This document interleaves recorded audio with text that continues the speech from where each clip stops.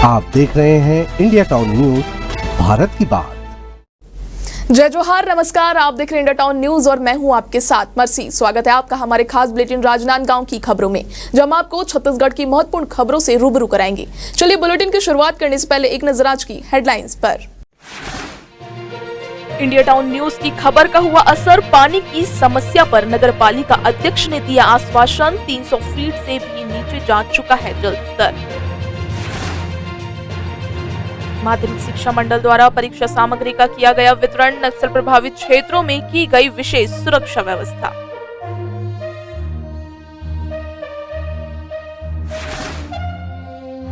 त्रिस्तरीय पंचायत चुनाव में 80% से अधिक हुआ मतदान, गांव की सरकार के लिए ग्रामीणों ने स्वस्फूर्त किया वोट।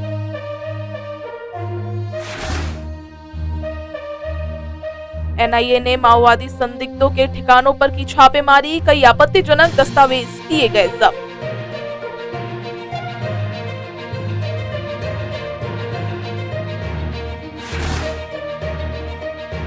भाजपा सरकार में बंद पड़ा कृष्ण कुंज, विधायक प्रतिनिधि ने भाजपा सरकार पर कसा तंज, कांग्रेस ने खोले जाने की उठाई मांग। राजनांदगांव में महाकाल की भव्य शोभा यात्रा का हुआ आयोजन, हर साल मित्र मंडल द्वारा निकाली जाती है यात्रा, अघोरी स्वरूप कलाकार का दिखा आकर्षक नृत्य। राजनांदगांव में माध्यमिक शिक्षा मंडल द्वारा बोर्ड परीक्षा की गोपनीय सामग्री का वितरण किया गया। यह सामग्री राज्य भर के स्कूलों में परीक्षा से पहले पहुंचाई जा रही है, जिसे प्राप्त करने के लिए शिक्षक दूर दूर से पहुंचे। गोपनीय परीक्षा सामग्री को पुलिस की कड़ी सुरक्षा में नक्सल प्रभावित क्षेत्रों में थाने में रखा जाएगा, ताकि किसी भी प्रकार की सुरक्षा चूक ना हो। इस थाने में रखी गई सामग्री को परीक्षा के दिन स्कूलों में परीक्षा से आधे घंटे पहले वितरित किया जाएगा। बता दें कि 1 मार्च से शुरू होने वाली परीक्षा में 10वीं में लगभग 13,000 और 12वीं में 9,300 विद्यार्थी शामिल होंगे।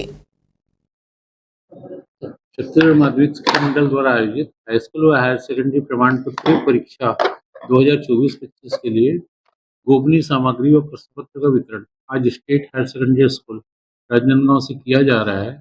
यहाँ 88 परीक्षा केंद्र राजनांदगांव जिले में है। इस बार इन 88 केंद्रों में जो प्रश्न पत्र है, इनके लिए हमने 10 रूट बनाए हुए हैं, जहाँ पे पुलिस थाना और चौकी है। तो परीक्षा केंद्र के लिए जो प्रश्न पत्र है, आज चौकी में 3-4 बजे तक, पुलिस थाना और चौकी में 3-4 बजे तक जमा हो जाएगा। और कुछ नक्सल इफेक्टेड जो एरिया में परीक्षा केंद्र हैं, वहाँ के लिए हमने एसपी साहब से चर्चा किया हुआ है। आवश्यकता पड़ने पर वहाँ अतिरिक्त सुरक्षा बल मुहैया करा दिया। परीक्षा तिथि 1 मार्च से है सर। इसमें 10वीं में लगभग 13,000 और 12वीं में 9,300 बच्चे सम्मिलित हो रहे हैं, जो नियमित हैं। उपाध्याय के रूप में लगभग 300 बच्चे के करीब। परीक्षा 9 बजे से प्रारंभ होगी, 12:30 तक। और परीक्षा केंद्रों में प्रश्न पत्र लाने के जो निर्देश दिए गए हैं कि आधे घंटे पूर्व ही थाने से निकाल करके परीक्षा।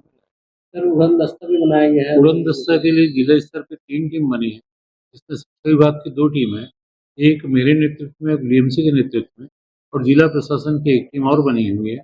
और चारों ब्लॉक में विकासखंड शिक्षा अधिकारी को कहा गया है कि अपने ब्लॉक में एक टीम बना करके सतत निरीक्षण करे। तो कुल मिला के 7 टीम उड़न दस्ता हेतु बनाई गई।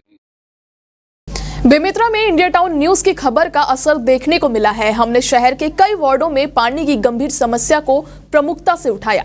इस पर नवनिर्वाचित नगर पालिका अध्यक्ष और पार्षदों ने वार्डों का दौरा किया और नागरिकों की समस्याओं को जल्द सुलझाने का आश्वासन दिया।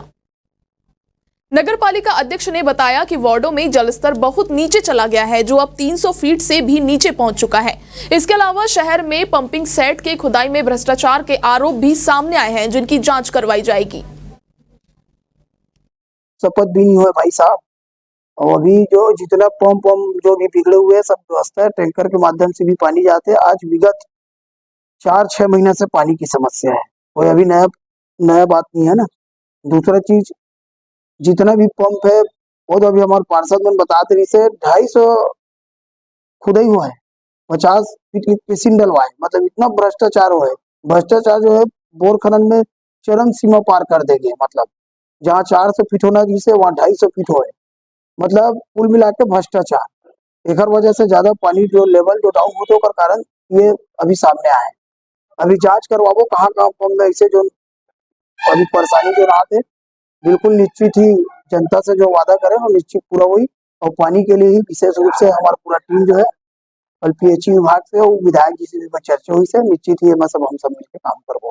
पानी की समस्या को लेके ही मैदान में उतरे हैं और चुनावी सभा में उतरने से पहले ये देखी मैं कि यहाँ बहुत ज्यादा ही समस्या है पानी की, जिसका निवारण करना जरूरी है। और हम लोग क्या है, जगह जगह जहाँ बोर है, समस्या है बोर में जो बिगड़ा हुआ है या जहाँ पंप डालना जरूरी है, जो भी सुविधा देना है वो सब हम देंगे जरूरी, क्योंकि अभी गर्मी शुरू भी नहीं हुआ है और पानी की समस्या विकराल होते जा रहा है वार्ड में, तो इसे तो जरूरी ही करना है। बाद में नाली की समस्या है या रोड का जो भी अन्य सुविधा है मूलभूत की, वो सब भी करना जरूरी है, लेकिन सबसे पहले प्राथमिकता पानी की समस्या को दूर करना रहेगा वार्ड में। ये नगर में जैसे कि अपन फरवरी की एंडिंग में है, देख रहे हैं कि वह हमारे नगर के बहुत सारे वार्ड में ग्राउंड वाटर लेवल जो गिर रहे हैं उसमें हम अब टीम भेज के जहाँ जहाँ बोर का वाटर लेवल डाउन है वहाँ अतिरिक्त पाइप उतार रहे हैं, और साथ ही कुछ वार्डों में जहाँ ज़्यादा गंभीर स्थिति है वहाँ रिबोर का भी अपन करवा रहे हैं। त्रिस्तरीय पंचायत चुनाव के अंतिम चरण का मतदान 23 फरवरी को डोंगरगांव ब्लॉक में संपन्न हुआ। इस चुनाव में डोंगरगांव के 3 जिला पंचायत क्षेत्र, 20 जनपद पंचायत निर्वाचन क्षेत्र और 73 ग्राम पंचायतों में सरपंच और पद पंचों के लिए कड़ी प्रतिस्पर्धा देखने को मिली। कुल मिलाकर 80% से अधिक मतदान हुआ। चुनाव में नए वोटर्स और दिव्यांगों ने उत्साहपूर्वक मतदान किया, लेकिन कुछ स्थानों पर लंबी कतारों को लेकर नाराजगी भी दिखी। कुछ ग्रामों में अंगूठा लगाने पर आपत्ति जताई गई, तो वहीं कुछ बूथ पर नेताओं के अंदर बाहर होने को लेकर वोटरों ने आपत्ति जाहिर की। बावजूद इसके मतदान प्रक्रिया सुबह 7 बजे से लेकर 3 बजे तक शांतिपूर्वक चलती रही। माथल डबरी ग्राम पंचायत में सरपंच चुनाव परिणाम घोषित होते ही विवाद की स्थिति बन गई। पीठासीन अधिकारी ने मधु ओमेश यादव को महज 2 वोटों से विजयी घोषित किया, लेकिन बाद में लगभग 50 वोट निरस्त हो गए। इसके बाद प्रतिद्वंदी उम्मीदवार ने रिकाउंटिंग की मांग की, जिससे ग्रामीणों में उत्तेजना फैल गई। बवाल बढ़ने के बाद एसडीएम और पुलिस टीम को ग्रामीणों को समझाने में कठिनाई का सामना करना पड़ा।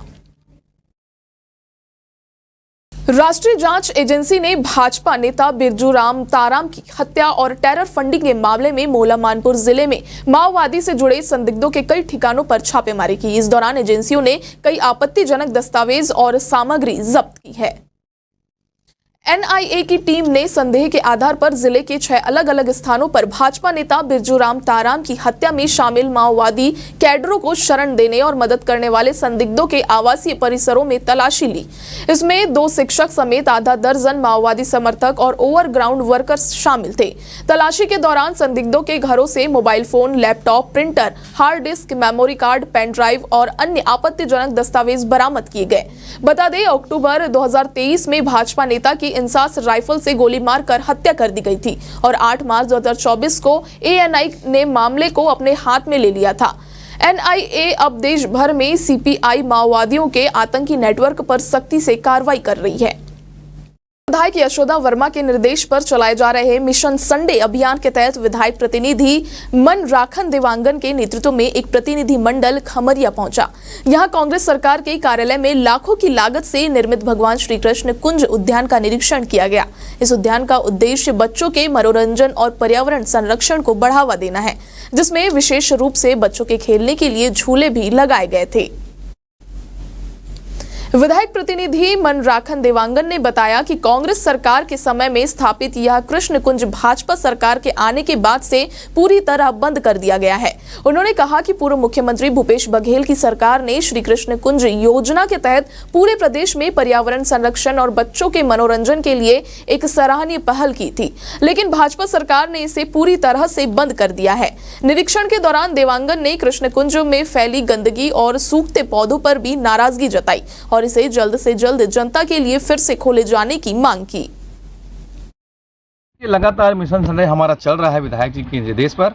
आज हम लोगों ने ये खमरिया में जो कांग्रेस सरकार, भूपेश बघेल की सरकार के कार्यकाल में कृष्ण कुंज जो लाखों रुपए खर्च कर बनाया गया था, वह हम लोग निरीक्षण कर रहे हैं हमारे साथियों के साथ। देखेंगे जो बाल गोपाल स्वरूप भगवान श्री कृष्ण जी के नाम से श्री कृष्ण कुंज बनाया गया था, लेकिन हमारी सरकार जब तक रही तब तक ये कृष्ण कुंज चलता रहा, जहाँ बच्चों का खेल झूला लगा हुआ है, बच्चों मनोरंजन करते थे। यहाँ पर झाड़ियाँ लगाई गई हैं, पौधे लगाए गए हैं, लेकिन जब से भारतीय जनता पार्टी की सरकार इस प्रदेश पर आई है, ये पूरी तरीक़ा से बंद हो गया है। मैं तो भारतीय जनता पार्टी के साथियों से, भाइयों से कहना चाहूँगा कि भरे कृष्ण कुंज भरे आप भगवान राम जी के नाम से खोल लीजिए, लेकिन इसको खोलिए तो। अगर कृष्ण जी का आप नाम का आपत्ति है तो भगवान राम जी नाम से खोल लीजिए, कोई हमका आपत्ति नहीं है। लेकिन बच्चों को मनोरंजन जो खोला गया है जी कृष्ण कुंज, उनको तत्काल खोलने की मांग को लेकर हम लोग यहाँ पर आए हुए हैं। वक्त हो चुका है छोटे से ब्रेक का। खबरें और भी है, बने रहिए इंडिया टाउन न्यूज के साथ। ये हमारे संस्कार ही है।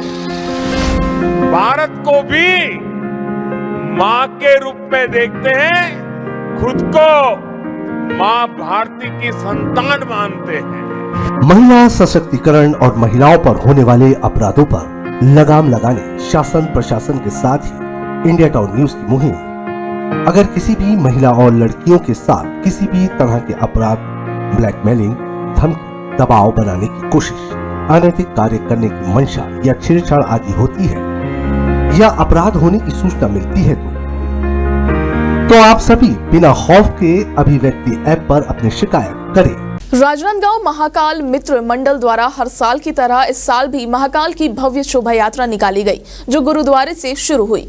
इस शोभा यात्रा में सैकड़ों भक्तों ने हिस्सा लिया और महाकाल की भव्य आरती के साथ यात्रा की शुरुआत हुई। शोभा यात्रा में विशेष आकर्षण का केंद्र अघोरी स्वरूप में तैयार एक कलाकार था, जिसने महाकाल के भजनों पर शानदार नृत्य प्रस्तुत किया। महाकाल मित्र मंडल के सदस्यों ने इस शोभा यात्रा को सफल बनाने के लिए व्यापक तैयारियां की थी। इस दौरान महाकाल के भक्तों ने जगह जगह पूजा अर्चना की और महाकाल से आशीर्वाद लिया। श्री महाकाल शहर वासियों से निवेदन है कि अभी यात्रा 1 घंटे के बाद शहर में निकाली जा रही है। आप सभी अधिक से अधिक संख्या में प्रस्तुत हुए, आप सभी इसमें शामिल हैं। और बाबा महाकाल की ये जो परंपरा है, 6वां वर्ष है कि बाबा महाकाल की यात्रा शिवरात्रि के 1 दिन पहले महाकाल मित्र मंडल के द्वारा निकाली जाती है और शिवरात्रि के दिन महाकाल सेना, पवन डागा जी की जो महाकाल सेना उसके द्वारा कल निकाली जाएगी।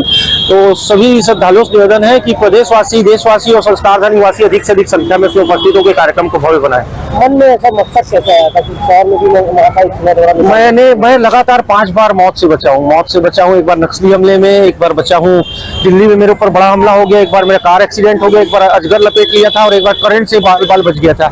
5 बार बाबा महाकाल की असीम कृपा के कारण मेरी जान बची है। और मैं तब से हर महीने कोशिश करता हूँ कि हर महीने उज्जैन जाकर बाबा महाकाल की अर्जी लगाऊं। और उस दिन से विचार आया था कि बाबा महाकाल की यात्रा इस शहर में निकालूं और आज निकाल रहा हूँ। और जब तक जिंदा रहूंगा ये यात्रा अनवरत निकाली जाएगी। छुरिया में महाशिवरात्रि का पर्व धूमधाम से मनाने की तैयारी जोरों शोरों से शुरू हो गई है, जहां नगर में युवा समिति द्वारा कृष्ण मंदिर से भव्य शोभा यात्रा निकाली जाएगी। नगर में कई स्थानों पर भंडारे का आयोजन भी किया जाएगा, जहां श्रद्धालु प्रसाद ग्रहण करेंगे। आस्था और भक्ति का यह महापर्व पूरे नगर और क्षेत्र में गूंजेगा और सुबह से ही वैदिक मंत्रों की ध्वनि शिवालयों में सुनाई देगी। महाशिवरात्रि के इस दिन भक्त पूरी श्रद्धा से शिव आराधना में डूबे रहेंगे। राजनांदगांव जिला जेल में प्रयागराज के कुंभ मेले के जल से कैदियों ने आज विशेष स्नान किया। इस आयोजन के दौरान जेल के बंदी परिसर में भारी उत्साह देखने को मिला। प्रयागराज से लाया गया कुंभ का पवित्र जल कैदियों के लिए एक धार्मिक और आध्यात्मिक अनुभव बना गया।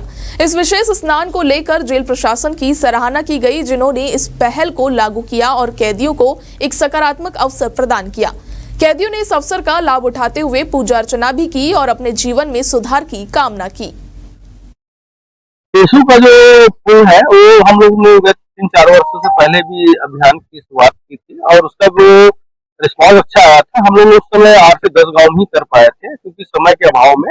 इस बार हम लोग 15 दिन पहले से हम लोग इसकी तैयारी कर रहे हैं और अभी वर्तमान में हम लोगों ने परसों 23 तारीख को हमने छुरिया ब्लॉक के ग्राम चितला कसम में जो हरियाली माँ बमनेश्वरी स्वयं सहायता समूह की जो हरियाली बहनी है उनके द्वारा कलेक्शन किया गया है। और इसका जो है हम लोगों ने खैरगढ़ ब्लॉक में भी 3-4 गांव में बैठक किया हुआ है। उन लोग अभी पूरा कलेक्शन करेंगे और कलेक्शन करने के बाद हम लोग रविवार को ट्रेनिंग का हम लोग ने तय किया हुआ है और उस ट्रेनिंग के माध्यम से उनको रंग और गुलाल बनाने का ट्रेनिंग देंगे। आज का हमारे खास बुलेटिन राजनांदगांव की खबरों में फिलहाल इतना ही। अब मुझे दीजिए इजाजत। नमस्कार। आप देख रहे हैं इंडिया टाउन न्यूज, भारत की बात।